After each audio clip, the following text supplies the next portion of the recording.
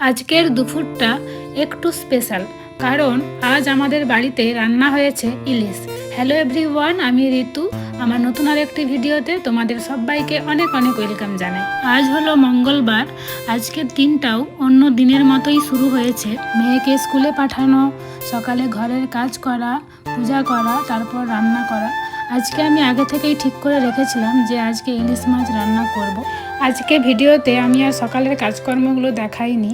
আজকে আমি প্রথম থেকেই ঠিক করে রেখেছিলাম যে আজকে তোমাদের সাথে আমি কিভাবে ইলিশ ভাপা রান্না করি সেটাই শেয়ার করব। দেখো, সকালের কাজকর্মগুলো সব হয়ে গেছে। আমি তাড়াতাড়ি স্নান করে ফুল তুলে নিয়ে তারপর চলে এসেছি ঠাকুর ঘরে পুজো করার জন্য।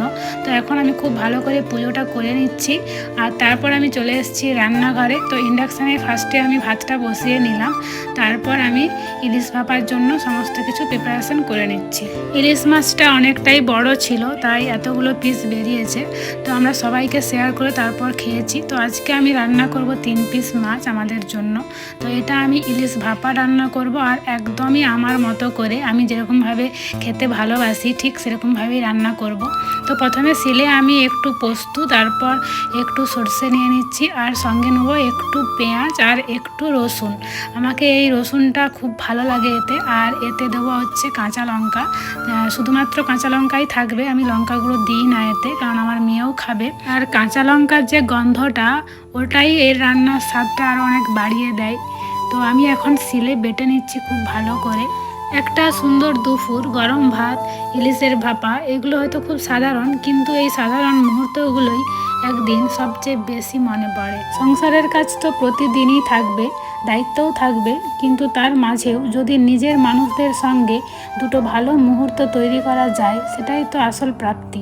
আজ ইলিশ রান্না করতে করতে মনে হলো, সুখ আসলে দামি জিনিস নয়, সুখ লুকিয়ে থাকে নিজের রান্নাঘরে, নিজের বাড়িতে, নিজের মানুষের হাসিতে। তাই আজকের এই ছোট্ট মুহূর্তটা ক্যামেরায় রেখে দিলাম।